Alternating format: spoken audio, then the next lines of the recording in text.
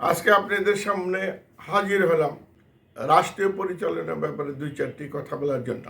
একটি কথা প্রচলিত আছে ইংরেজিতে, to kill the cat at first night, অর্থাৎ বিয়ের প্রথম রাত্রে বিড়াল মারা। এটার অর্থ হল নিজের বিবাহিত স্ত্রী তাকে শাসনে রাখতে হবে, যাতে সে ভবিষ্যতে স্বামীকে ফাঁকি দিয়া, স্বামীকে অশ্রদ্ধা করে, সম্মান না দেখিয়ে উদ্ধতপনা আচরণ করে। এই আচরণ বন্ধ করার জন্য এই প্রবাদ বাক্যটি ব্যবহার হয়। যেহেতু স্ত্রী একটা ভিন্ন পরিবেশ থেকে স্বামীর ঘরে আসে, প্রথমত স্ত্রীরা স্বামীকে মানতে চাবে না। তার নিজের বাড়ির অহংকার, বাপের বাড়ির অহংকার, ভাইদের অহংকারে সে গর্বিত থাকে, কাজেই অসম্মান করতে পারে। এই জন্য স্বামীর উচিত হবে যে প্রথম রাত্রেই বিড়াল মারার মতো, অর্থাৎ স্ত্রীর সামনে একটা বিড়ালকে কবজার টুকরো করে ফেলে দিলে তখন স্ত্রী ভয় পাবো যে আমার স্বামী কতটা হিংস্র হতে পারে।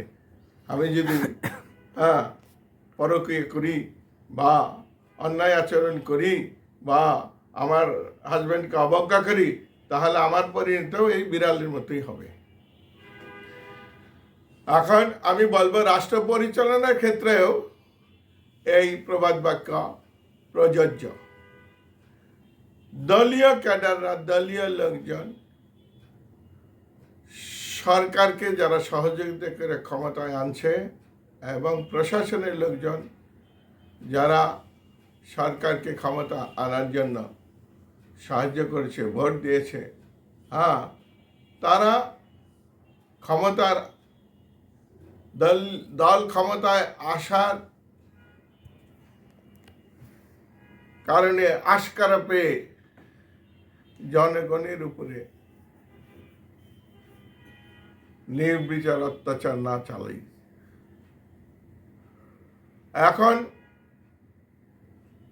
প্রধানমন্ত্রী বা সরকার প্রধানের উচিত হবে এই সমস্ত দলীয় লোকজন যারা জনগণের কষ্টের কারণ হইতে পারে তাদের ব্যাপারে সতর্ক থাকা এবং তাদেরকে একটা হুঁশিয়ারি বার্তা পাঠানো যে নৈরাজ্যকরভাবে কোনো কিছু করা যাবে না। সেটা চাঁদাবাজি হোক, দ্রব্যমূল্য বৃদ্ধি হোক, প্রশাসনে ঘুষের দৌরাত্মই হোক, এগুলা জনগণের সহনীয় পর্যায়ে নিয়ন্ত্রণ করতে হবে।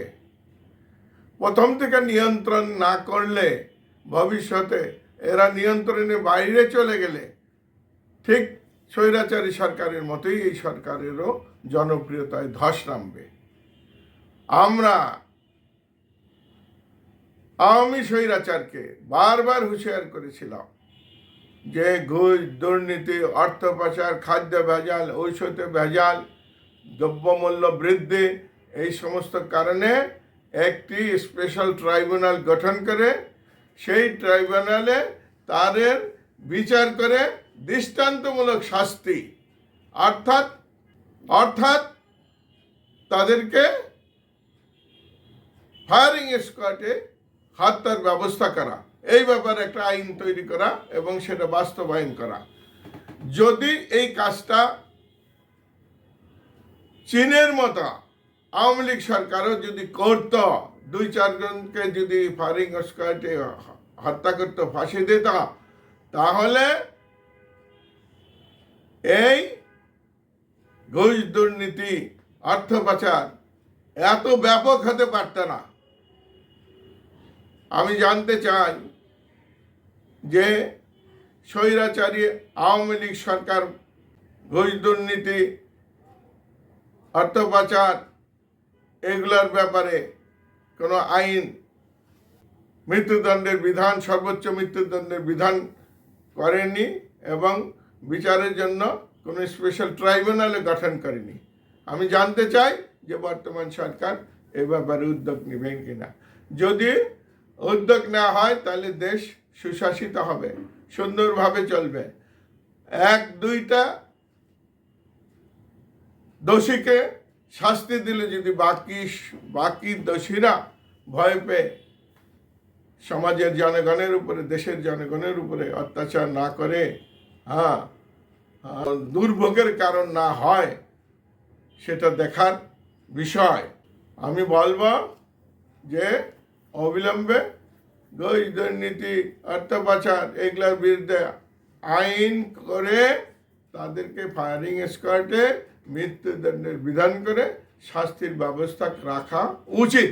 এবং 2-4টাকে বাইতুল মোকাররমে বা নিউ মার্কেটে বা গুলিস্তানে বা শাপলা চত্বরে বা শাহবাগ চত্বরে ফাঁসি কাস্টে ঝুলাইয়া মৃত্যুদণ্ড কার্যকরী করলে জনগণ সজাগ হবে, জনগণ ভয় পাবে। তাহলে আর কেউ এই সমস্ত দুর্নীতি করতে পারবে না। আর একটি কথা, বিগত আওয়ামী স্বৈরাচারী সরকার 28 লক্ষ কোটি টাকা বিদেশে পাচার করেছে।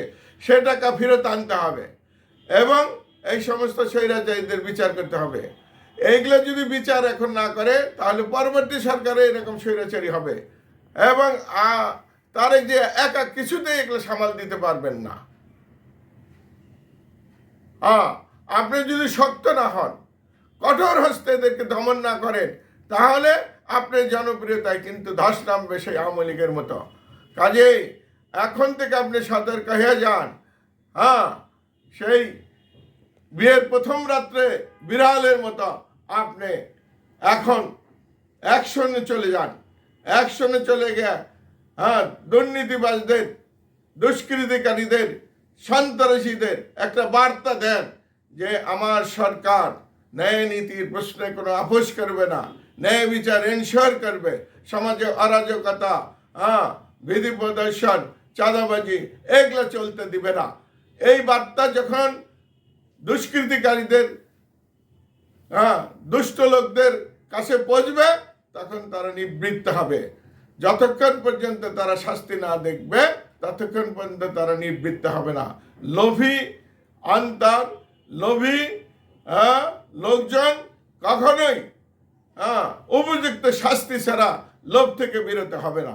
এই জন্য আমি বলবো যে আপনি সরকার প্রধান হিসাবে এই যে রোজার মধ্যে দ্রব্যমূল্য বৃদ্ধি, মানুষের নাবিশ্বাস হয়ে গেছে প্রত্যেকটা জিনিসের ডাবল দাম। আপনি বিগত 6 মাস আগে কি দাম ছিল, গত বছর কি দাম ছিল, এবছর তার ডাবল দাম। প্রত্যেকটা জিনিস মানুষ কেউ কিনা কুল পাইতেছে না। এখন দ্রব্যমূল্য বৃদ্ধির কথা শুনে তো ঘুষ করে রাখবো যে আমাদের আরো বেশি করে ঘুষ খাইতে হবে, না হলে তো আমরা দ্রব্যমূল্যকে সামাল দিতে পারবো না। কাজে সেই সুযোগ তাদেরকে দেওয়া উচিত হবে না। এমনি আমলাদের বেতন 2.5 গুণ 3 গুণ বর্ধিত করা হয়েছে, সুযোগ সুবিধা বর্ধিত করা হয়েছে, তারপরেও তাদের লোভের শেষ নাই, তারা ঘুষ দুর্নীতি করবেই। সংকল্পবদ্ধ হয়েছে, সেই রকমই প্রশাসনকেও সংকল্পবদ্ধ হইতে হবে তাদেরকে সঠিক শাস্তি দেওয়ার জন্য। যদি এই শাস্তি প্রথম থেকেই নিশ্চিত না করা হয় তাহলে পরিণতি কিন্তু আগের স্বৈরাচারী সরকারের মতোই হবে, এটা বলা যায়, এটা প্রেডিক্ট করা যায়। আমরা তাই বলবো সরকার কঠোর হস্তে এদেরকে দমন করেন, দেশের মানুষকে শান্তি দেন।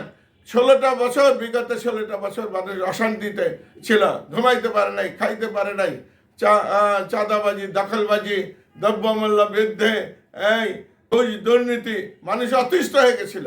এখন এগুলাকে দমন করতে হবে, এগুলাকে নিয়ন্ত্রণে আনতে হবে। যদি আপনি নিয়ন্ত্রণে না আনেন তাহলে এগুলোই একদিন আপনি দুর্ভোগের কারণ হবে। আপনি সুশাসন প্রতিষ্ঠা এরা করতে দিবে না। কাজেই আমি বলি যে আপনি সুশাসন প্রতিষ্ঠা করেন, নির্ভীকভাবে আগায় যান, আল্লাহ আপনার সাথে আছে এবং দেশের ন্যায়পরায়ণ নাগরিকবৃন্দ আপনার পিছনে আছে। আপনাকে কেউ সরাইতে পারবে না। আপনি সাহসী হয়ে যান, সাহসী পদক্ষেপ গ্রহণ করেন, অবিলম্বে ট্রাইব্যুনাল গঠন করিয়া দুর্নীতিবাজদের মৃত্যুদণ্ড এনশিওর করেন। আর নরসিংদীতে একটি পরিবারের বাচ্চা মেয়েকে 8 জন ক্যাডাররা ধর্ষণ করেছে, এটা আপনি দেখেন, অবিলম্বে দৃষ্টান্তমূলক বিচার করে শাস্তির ব্যবস্থা করেন। আপনার প্রশাসনের মধ্যে আওয়ামী লীগের স্বৈরাচারী লোক ঢুইকা, কিন্তু তারা এই ধরনের ঘটনা ঘটাইয়া আপনার জনপ্রিয়তায় ধস নামাইতে পারে, সেদিকে সতর্ক থাকবেন। এই কথা বলে আমি শেষ করছি। ও আখির দাওয়ানা আলহামদুলিল্লাহি রাব্বিল আলামিন।